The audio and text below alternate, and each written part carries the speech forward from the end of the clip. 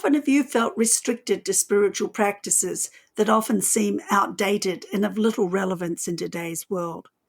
Are you discouraged to express your own creative talents and develop spiritual practices that are uniquely you?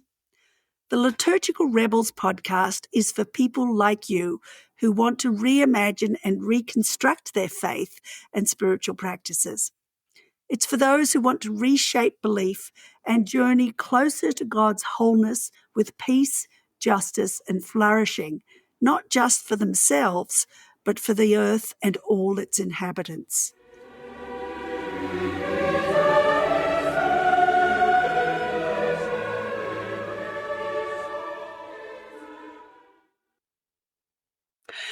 Today we continue our Advent-focused episodes. We will look at the second of our Celtic communities rooted in a place, the island of Iona off the west coast of Scotland, but with a worldwide following. I will be in conversation with Ruth Harvey, who supports the voluntary membership movement of the Iona Community, acting as its public representative, offering theological direction and pastoral support. She is a Church of Scotland minister and a Quaker, born and brought up in Scotland with stints in Glasgow, Iona, Stirling, South India, Aberdeen, Germany, Amsterdam, and Edinburgh. Ruth and her husband Nick live in Cumbria with views of the North Fells and Ullswater.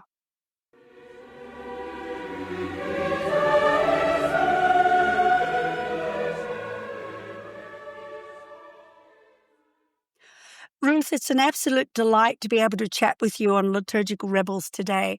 I'm really looking forward to learning more about what you do, what the Iona community is all about, because even though my husband and I have been to Iona, I think 6 times, we have never really connected to the Iona community.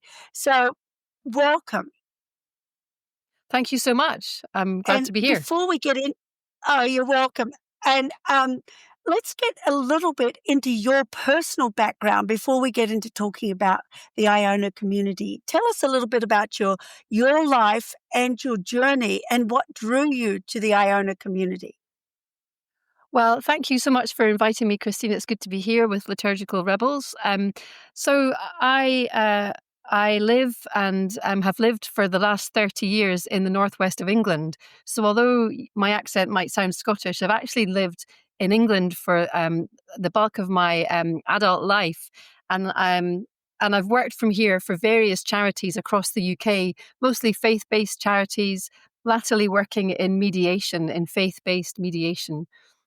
But my connection to the Iona community really extends back to my whole life. I think I've been on Iona every year of my life so far, which is a lovely, lovely privilege. And I've been very lucky to have grown up there for a short time when I was a child. And so I'm one of these lucky children that grew up playing on white sandy beaches, and really was a fairly a feral child running around the island in the 1970s when my parents were working in the abbey there. But they had my parents, John and Molly, who live in Glasgow now, had been as a young couple had been inspired by the East Harlem project in New York, a project of young clergy and religious folk who were living in community in East Harlem, living alongside the folks who were living with the injustice of economic inequality. And they brought that vision, friends of theirs brought that vision back to Glasgow.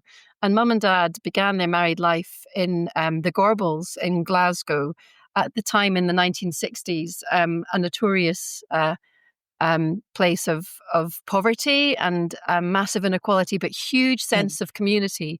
And so they lived in the Gorbals group community with other religious folks and also folks working in secular roles, and were a witness really to the gospel of equality and of justice. And that's where I was born with my siblings. And then when we were when that part of Glasgow was demolished through a very ill-advised housing scheme process in Glasgow City Council, we everybody had to leave that area. we were lucky enough then to move to Iona, where Dad was the warden of the abbey and I Mm. was a child there. Mum was the housekeeper, and me and my siblings went to school there. So we had always grown up in religious communities. And I guess that what I was aware of as a child was I didn't know that I was living in a religious community. I didn't know that it was unusual to worship twice a day in a Benedictine monastery. That's what we did. So that rhythm of prayer and that life of living in community was a beautiful pattern of belonging that really was ingrained from a small age. Um, many years obviously passed, and I then became a member of the Iona community in my own right, having volunteered at the Abbey, where we host 44 guests every week. So, I've been involved with the community all my life, and I worked for them as the editor of their magazine for a while. And now, for the last 5 years, I've been working for the Iona community as the leader. So I've been involved for a while. It's part of my DNA, I guess you could say. It certainly sounds like it. That's fascinating.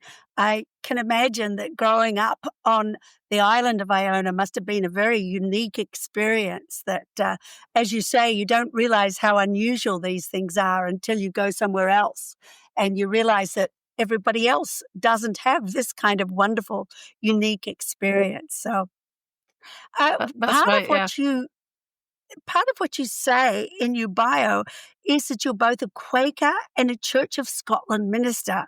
And it seems to me that, Quakers and Church of Scotland have very different approaches to faith. So I was wondering, how do you integrate these two parts of your faith journey? Oh, it's a great question. And I mean, the integration happens really through the faith that I have, which is neither one thing nor the other, but is a faith that is, in terms of, it's not either Presbyterian or Quaker. The faith, the sense of belonging that I have, perhaps inspired by that upbringing through the Iona community, is that I belong to the worldwide community of Mm. believers. I have a number of happenstances. So I happen to have been born in Glasgow in the 1960s. I had no control over that. I was born into a very staunchly Presbyterian family. I love my Presbyterian heritage. Way back, 5 generations of clergy in my family. There's a real strong sense of identity with that expression of God's church, which is the Presbyterian Church of Scotland. And similarly, when I met and married Nick, he introduced me to the Religious Society of Friends, and we now Mm. live in Northwest England, which is really the birthplace of the Quakers. And our nearest place of worship is a Quaker meeting house. And so it made just total sense for me to worship with our girls and Nick in that place of worship every week. So and then as I got more involved in that local community, it seemed very natural to join and to put my lot in with with the Quakers. And you can be in double belonging. There's a very clear understanding that you don't have to be one or the other. So, the connection, it does seem like incongruous for many people. I do understand that because Quakers have a very powerful belief in the priesthood of all believers, and we don't have any ordained clergy or um, named leaders within our worship setting. Um, and obviously, the Presbyterian is a church is a Presbyterian structure where there's ordained ministers and presbyteries and general assemblies and so on. So very different structures.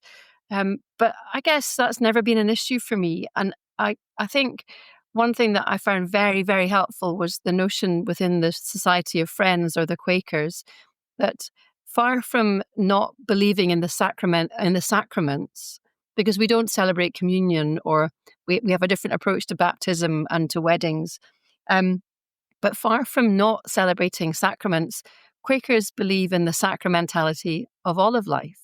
So you could say that every meal we share is a sacrament of the Last Supper. So Mm. I have a special one set aside on a Sunday. Now that doesn't sit right for everybody, but that works really well for me. And along with the Iona community, of which I'm also obviously a member, it feels like my Presbyterian heritage, my Quaker belonging, and my Iona community membership are three legs of a stool that keep me steady. And what I've discovered over my many years of working in the ecumenical movement is that many of us have a very varied and colourful patchwork story. If you scratch the surface, we have multiple belongings in different expressions of the Christian faith. So I'm committed to my two denominations. I'm an active member of both. But my belonging is with the much wider concept of God's whole inhabited earth, the worldwide communion of believers. I love that. Really beautiful. We actually go to a Mennonite church here in Seattle, and for many years had a Quaker mentor, and was very attracted to the way they did things. And we actually our board meetings were based around the whole idea of the Quaker listening for clearness. He taught us that, and just thought it was profound as a way to respond. But like you, I have a very varied background. My dad was Greek, my mother was Scottish, and of course I grew up in Australia. So, and then I got involved in the charismatic movement, and I mean, yeah, and every part of the worldwide communion that I've had a chance to be involved in has taught me something different. And I think we are enriched by those different viewpoints. And I think, there's a reason that we need different groups as long as we have a receptivity to listening to them. Now, the Iona community was founded in Glasgow in 1938 by the Reverend George MacLeod. I hadn't realized actually that it went back that far. And of course, its best known accomplishment in many ways is the restoration of the Iona Abbey. Tell us about the Iona community and its rule of life, its history, just whatever you would like to share about this wonderful community that I think has a reach, not just a global reach, but a reach beyond what, those that call themselves community members.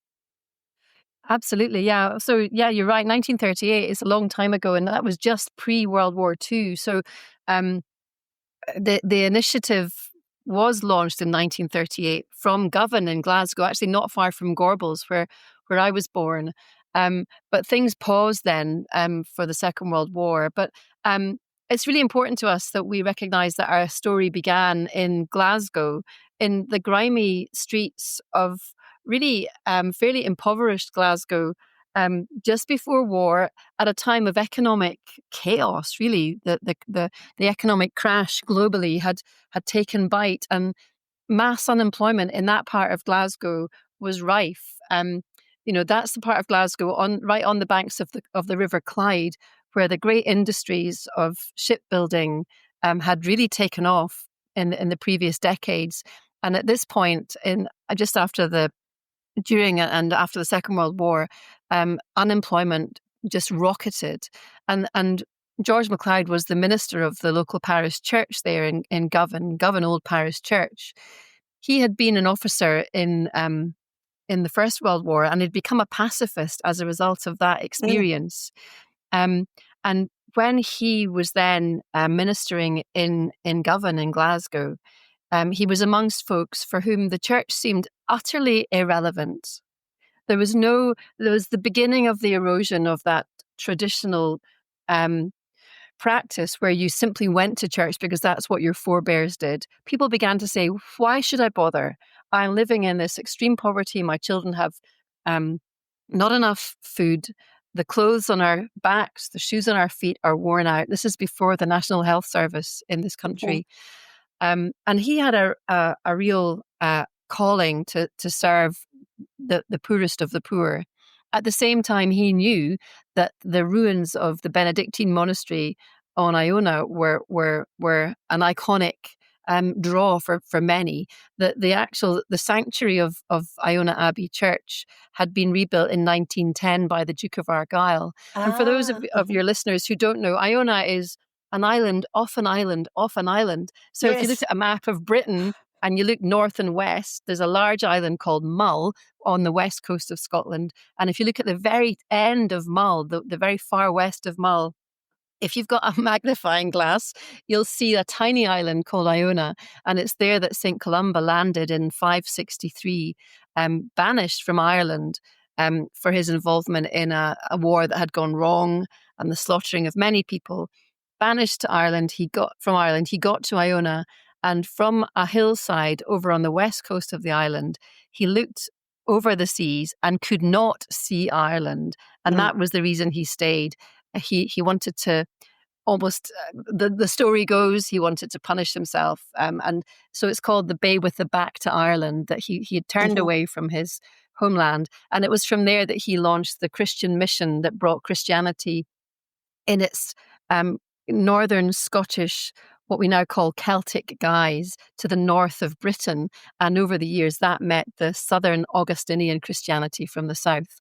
So Iona has become a place of pilgrimage. And George MacLeod knew that there were the ruins of this Benedictine monastery, at least the ruins of the living quarters, and with some of the unemployed workforce from across Scotland in the 1940s and 50s and 60s. And along with trainee clergy, he took groups of people up to Iona every summer to rebuild the living quarters of Iona Abbey, and in so doing, to rebuild community. I don't think he ever thought this community would still be here nearly 90 years later. We celebrate our 90th birthday in a couple of years, but that was the beginning of it. And those workers and those trainee clergy would spend their summers on Iona, literally building the bricks and mortar of building the walls of Iona Abbey living accommodation. And then they would return to their work and to their churches. And in the process of living together, they evolved what we now call the rule of life. We have a fourfold rule. So those early workers together would pray, and they would learn that the skilled labourers could also lead worship, just as the clergy could also build a wall.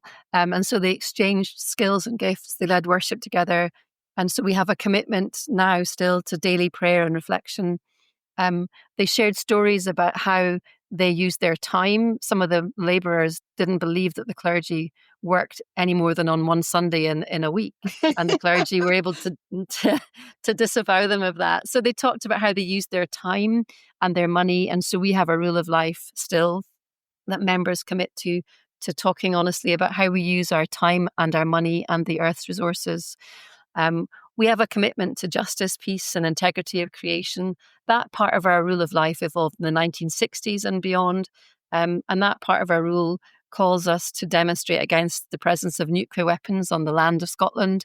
Some of our members are facing jail sentences for their protest against the presence of nuclear weapons. Right now, in October this year, they're about to go on trial.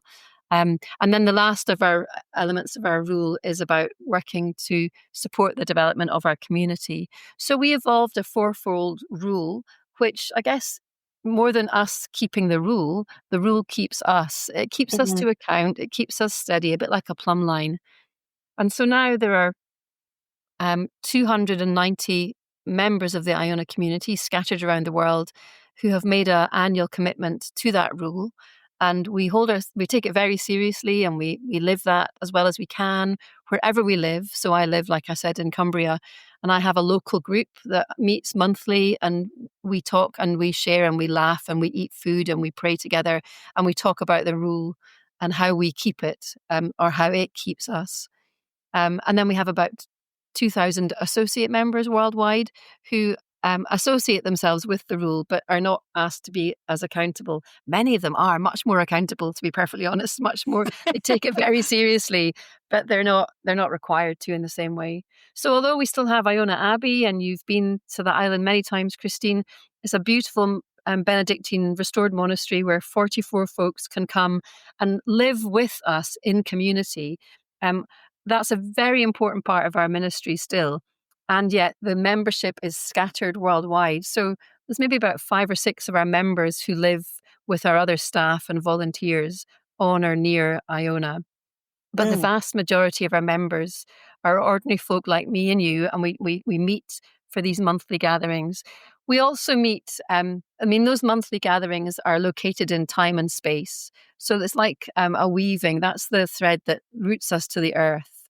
And then across the way, like the warp and the weft, we're connected together through our 9 common concern networks. So we have common concern networks for peace, for environmental justice, for LGBTQ plus rights, for Israel-Palestine concern, and so on. And those 9 common concern networks are part of the fabric of our community. As I say, like the warp and the weft, they they weave us together, and in so doing, we're stronger together. So every member is woven into the fabric of our community through being part of a local family group and through being part of a common concern network. Um, yeah, I mean that's a rough story of the Iona community. Mhm. We're known for being fairly active in terms of mixing our prayer with our politics. We're fairly clear about where we stand on a whole range of issues, and we weave all of that together in a contemplative, Christian focused, and deeply Christian community rooted in the call of the gospel to justice and peace. Wonderful. Yeah, as I said, we have been to Iona several times, and as you Mm, were speaking, I was just remembering that one of those times we actually were there for Holy Week and for mm, the Easter celebration, which was absolutely wonderful, to be in mm, the Abbey celebrating Easter. I've still got photos of that time, mm. to do the Good Friday, uh, Stations of the Cross walk. Yeah, yeah. Just, and I don't know how many people were there for that because it was right at the beginning of the season in many ways, but it was just a very, very special time. I know we stayed at the bishop's house, and of course they had, so we were doubly enriched because we did the morning prayers at the bishop's house, and then we would go at lunchtime to the Abbey where, if I've got it right, I think it was lunchtime, and they would do the justice focused um, Yeah, yeah. service. And it was a very, very rich time. And I think spending several days on the island. And now, of course, there are quite a few B&Bs that people can stay at, as well as the Iona community and the Mm, bishop's house, which needs, more of a kind of a commitment. But I think the Abbey is still the heart in so many ways of Iona and of what draws people from a worship perspective to Iona. I think it is very much a thin place. mm, Um, and so it's, and I think it's kind of drawing more and more people. And mm, it's like there's more of an attraction than there ever was to Iona. mm. Why do you think that is? Well, it's fascinating, isn't it? I mean, watching some of the statistics of church attendance as well and seeing a kind of blossoming of new life in some of our churches, particularly post-COVID. Um, I mean, I think there's something about pilgrimage which is really important here. There's a real resurgence in interest in ancient pilgrim routes and in Yes. that notion of holy journeying. And we're certainly seeing that, along with tourists who come because it's on their bucket list and they want to come and see this iconic center Yeah. of Christianity. Well, that's fantastic. We love it when they come. But there are, like you say, there are the houses of prayer across the island from a whole range of denominations. Yes. And we all work fairly closely together, because while we inhabit the Abbey, um, we don't claim any kind of uniqueness for the Christian presence on the island. There are other houses like Bishop's House and the House of Prayer and so on. I think, Christine, it's a really interesting question you ask about what is behind this resurgence. I think there's a real search for meaning and depth in a Mhm. world where so much of our life is lived in sound bites, often only with surface level connection. I think there's a real revival of interest in pilgrimage and in spirituality, of journeying to places like Iona. Um, and in Iona, and there are many other pilgrim sites, and we're seeing, like I said, a revival Mhm. of pilgrim routes across Scotland. But if people come to Iona, they will find a welcome, whatever their gender, racial identity, religious belief, whether they have one or not, whatever their status in society, within all the religious communities on Iona, and particularly within the Abbey, they will find a radical welcome. And I think for many who are searching for that depth and then discover that radical welcome, there's a very emotional reaction sometimes people tell us they feel incredibly welcomed and they've never felt such a radical welcome. So I think there's a search for that. You talk about Iona as a thin place. And that, there's a phrase coined by George MacLeod, our founder, that Iona is a thin place where the veil between the things spiritual and things material is as thin as gossamer. And it's true, there's a sense of liminality. But I don't think Iona is unique. There are many places in our world that have that liminal quality, and the invitation is for us to find them. I also think people are searching for community and a sense of belonging. And certainly the people that come and stay with us in Iona Abbey, they choose not to stay in the hotels or the retreat centres. They come specifically at our invitation to live with us in intentional community. And that's what we offer. And it's a kind of countersign to the fragmentation of society, the individualization of society, that we're saying, let's be different, let's come together. And usually you'll be sitting around one of our refectory tables with 12 other people from a whole range of countries and backgrounds, probably not much like our own, very diverse people. And you'll be sitting with the staff and the volunteers who are not segregated and separate. They're, in effect, as a guest, you're coming to live with them in their home, in community. And so you get involved in helping with some of the basic tasks of keeping the place tidy. You get involved in leading worship. Everyone for that period of time that you're there is treated as an equal. And I think people tell us that sense of belonging and community is a real gift in a world that is so fragmented. Yeah, and of course, what we also offer, and I hope this, this communicates really loud and clear here amongst your folks, is that, we the door is wide open to anybody who wants to belong to our community. There's no special entry process. If you want to belong and be part of this community, you don't have to come to Iona Abbey. You can belong as an associate member by the click of a button.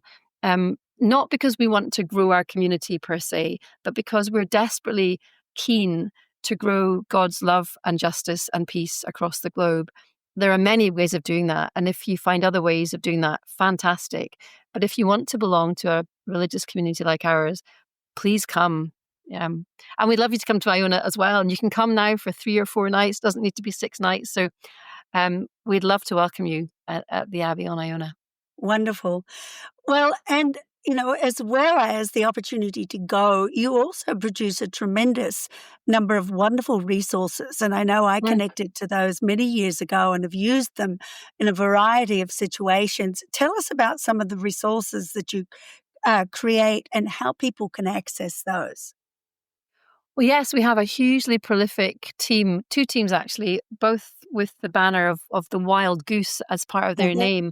Apparently the wild goose, again, according to legend, the wild goose is the Celtic symbol of the Holy Spirit. I think we just like geese and flight, and it gives us a nice image of, the skein of geese where the leader is at the front for a while and then moves to the back and another goose comes forward, and that's a little bit like our leadership model. Anyway, we use the wild goose imagery a lot and we love it. And we have the Wild Goose Resource Group, which is actually Joe, Ian and Jane, who travel the country and the world, helping guide congregations and churches in the revival of congregational song. And they also help churches and congregations and faith communities reimagine liturgical processes, rewrite liturgies, deconstruct what our worship services, and then reconstruct them. And over the years, for the last maybe 40 years, Joe and Ian and Jane and their predecessors in that work have published fresh liturgies and resource material over a whole range of different themes. From plays and responses and liturgical reflections through to whole new settings of biblical stories, and crucially, a whole lot of songs set to tunes that are familiar. So lots of our folk tunes have been used for words that express particularly the life of Jesus. So there's one that we call that's set to the tune Dream Angus, an old Scottish folk tune. And it begins, Christ is the world in which we move. Christ are the folk we're summoned to love. Christ is the voice which calls us to care. And there, so, but it makes it easy for folks to sing who know these folk tunes from Mhm. their childhood, and they just replace some of the words with some words from scripture, usually about the incarnation, about the ordinary everyday life of Christ lived out in a radical transformative way. So you can get hold of all these resources at www.ionabooks.com, which is the home of our publishing house, Wild Goose Publications. So we have the Wild Goose Resource Group, and then we have Wild Goose Publications, and that is Sandra and Ian and Gail and Iona. And they have the most prolific output of not just the liturgical resources that I've mentioned, but also regular books of poetry, books of deep reflection about themes of hope, um, books of and books of songs and stories. And so have a look on our website. We have lots of seasonal material for all the seasons of the Christian year on that website. Yeah, Um, it's really, I mean, it is, as you said, an impressive list of resources. I mean, it goes on for yeah, pages, the catalogue. it is So, incredible. Yeah. yeah, yeah, it really is. And, as I said, I've used some in the past, Mm, and I just really appreciate them, and I think many other people that haven't yet found them will appreciate them as well. mm, Um and mm, as you know, this episode is part of a series that we're doing on Advent, and starting and I encourage people to start Advent early on November 15th, which was when the Celts, as the Orthodox Christians, mm, started Advent. And I love the idea of 40 days of Advent, just as we have 40 days of Lent. And last year, I produced a devotional, Celtic Advent, following an unfamiliar path, because I really want people to recognize that we need to break away from some of the sentimentality and some of the superficiality of the way that we celebrate Advent and Christmas. mhm, And I mm, love this extended time. So, that's where focusing on the Celtic Saints has inspired me, and I know many others, as we approach Advent. And, I think partly because of the fervor that we see in them. mm, Um, so, when you think about Advent, what mm. Celtic saints come to mind for you? I mean, first of all, thank you for that, Christine. I love the way you parallel Advent with Lent and the 40 days. I'm gonna try that this year and really dig into that. So thank you so much for that gift, Oh, you're and for welcome. Yeah, all the as I resources. mentioned before, particularly for Americans, where Advent comes straight after Thanksgiving and Mm, Black Friday, mhm, there's such a dissonance there that when mhm, I discovered the whole idea of 40 days of Advent, it was like, oh, mm. this is what I've been looking for. So, yeah, What a I gift. hope you do. Yeah. Mhm. Yeah. I mean, and gosh, there are so many saints that come to mind. But as I thought about this, and at this time of Advent, or as we approach Advent, I think I want to bring to mind Saint Kentigern, Mm, a saint who is both really beautifully local both to where I live here in northwest England and Cumbria, and also connected with Glasgow, where I was born and which is the birthplace of the Iona community. So Kentigern, as we know him here in this part of England, was born in Scotland and known as a small child as Mungo. So he's known both as St. Kentigern and as St. Mungo. And a bit like Jesus, this is a bit cheesy here, but a bit like Jesus, he and his mother had a fairly eventful story around his birth. It's said that Mungo's mother was left adrift fairly violently on a small boat off the coast of Edinburgh, as we now know it, and landed on the shores of Fife across the Firth of Forth from Edinburgh, where Mungo was later born. Um, he then travelled on under the tutelage of St. Serph to the place that we now call Glasgow, and it's there that he performed miracles, which are encapsulated, some of them, in a rhyme that has become a kind of Glasgow anthem, each line referring to one of St. Mungo's miracles. And this is the rhyme. Here is a bird that never flew. Here is the tree that never grew. Here is the bell that never rang. Here is the fish that never swam. And you'll see the Glasgow motto now has the bird, the tree, the bell, and the fish. Ah, And so Kentigern is really the patron saint of Glasgow. But he then moved, because of an uprising against the Christians, Mungo then moved south and settled for a while here in Cumbria before going on to Wales. So there's a very large there are place names in this part of the world that relate to his Cumbrian name of Kentigern, and there are stories and pilgrim paths around where I live now of Kentigern. So my little kind of Advent connection is that I love this holy local miracle maker man who had an eventful birth, a bit like Jesus, who brought many people to Christ and journeyed, as we do through Advent, found his calling and his ministry through journeying.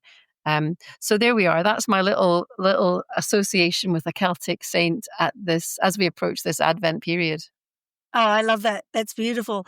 Now, I love that Bridget was considered by the Celts to be the midwife of Christ. I don't believe it, but I just think it's such a beautiful story of, mysticism and whimsy and to me, the real desire to be part of that actual story. Yeah. And of course, there are so many stories around Bridget, and we were talking about that a little bit beforehand. You want to comment on that kind of relationship?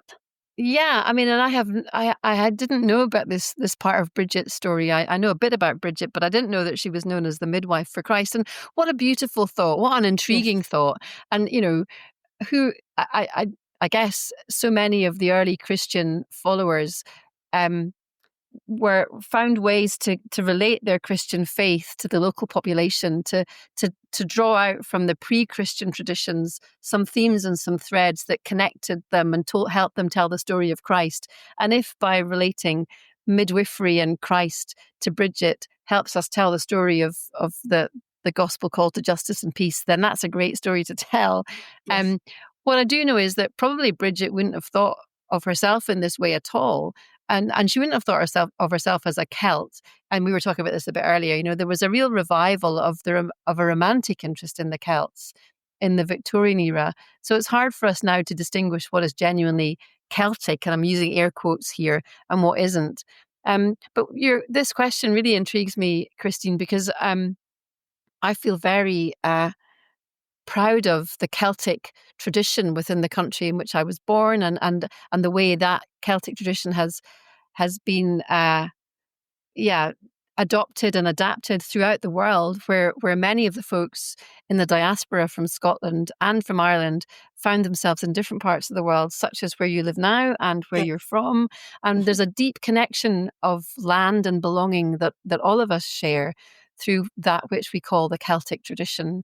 And I honour and value that. And in that Celtic tradition, I find a deep connection with many other Indigenous communities across the Yes. world who articulate their spiritual longings, often through themes of creation and justice for earth as a key part of their religious story.